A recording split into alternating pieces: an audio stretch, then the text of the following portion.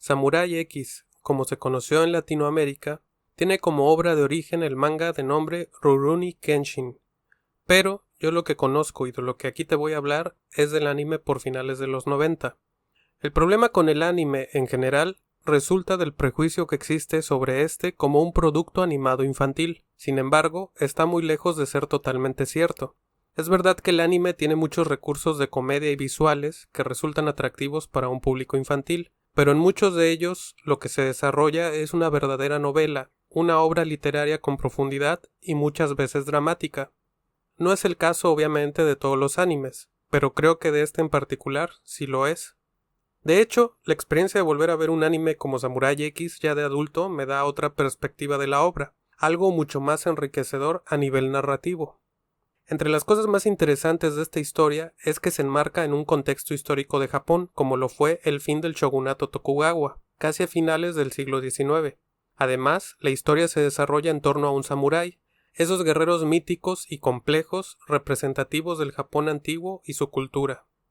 Para entender la importancia de los samurái y el bushido en la cultura japonesa antigua, hay que señalar que fueron casi 8 siglos de esta ideología militar los que rigieron a Japón, y fue eso lo que moldeó su identidad de manera tan monolítica, que incluso guardó cierta herencia filosófica e idiosincrática incluso después de la caída del shogunato.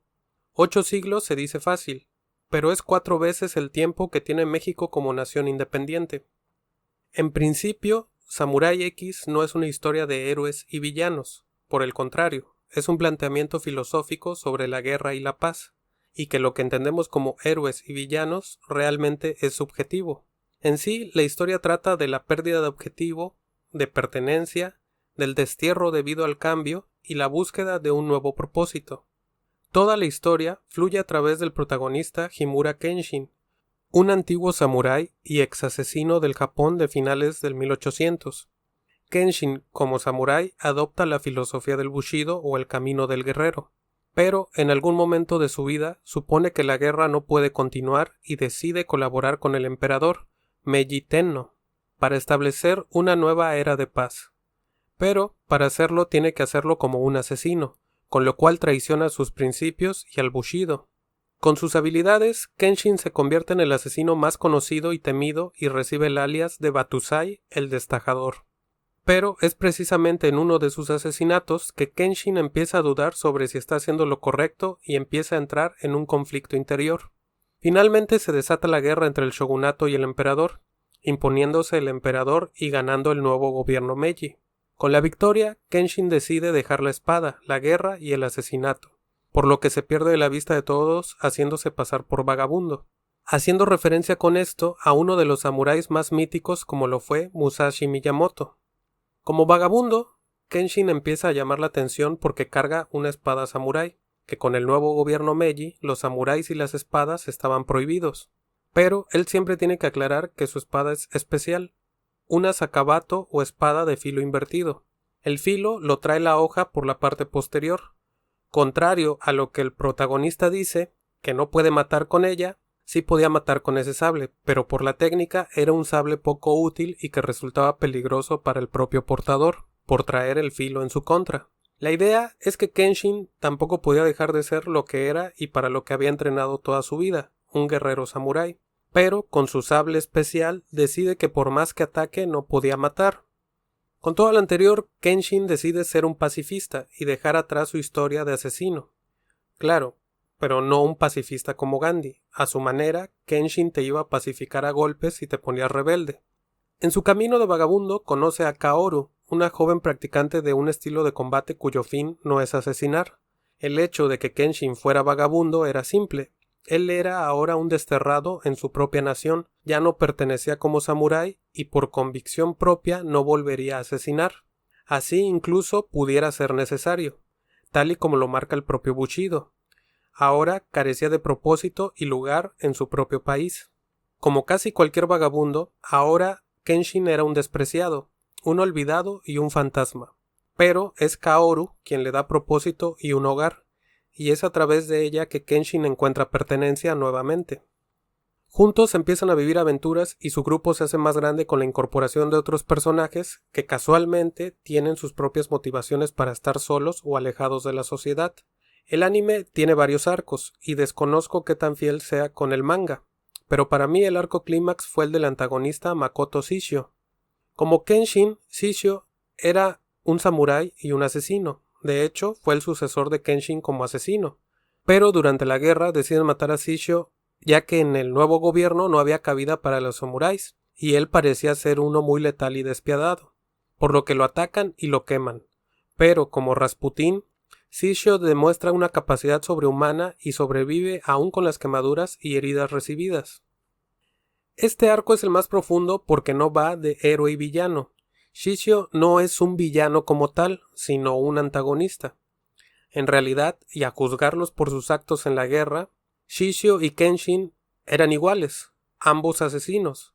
Kenshin logró ocultarse, pero Shishio sufrió la traición del propio gobierno al que apoyó.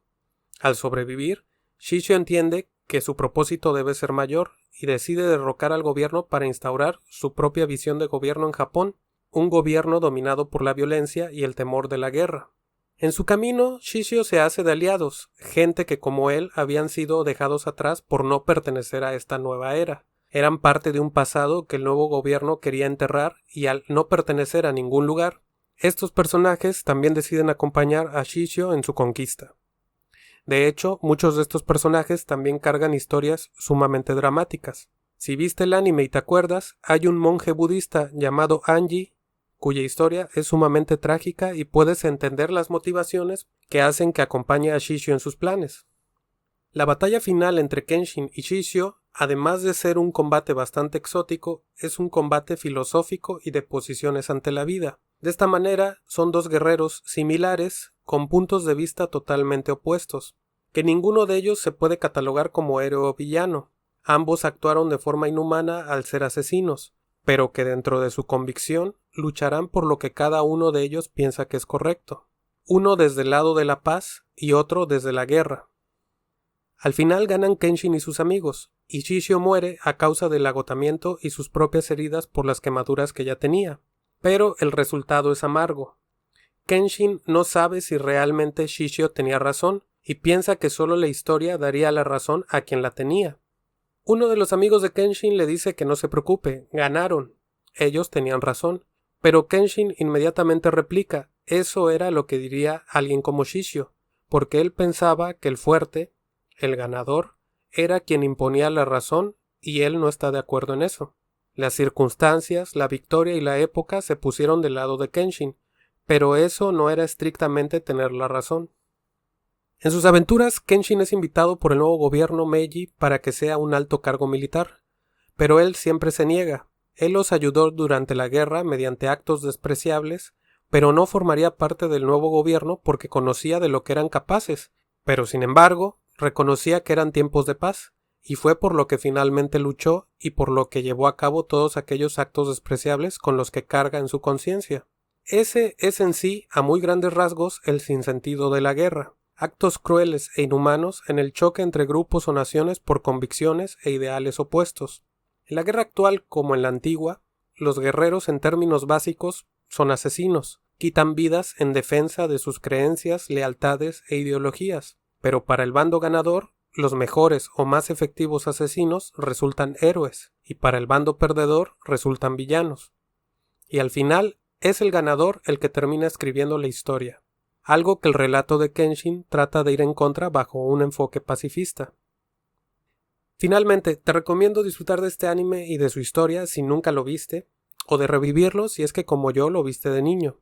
Cuéntame qué impresión te dejó este anime y si lo consideras uno de tus animes favoritos. Recuerda además darle me gusta y suscribirte al canal si este tipo de contenido es de tu interés.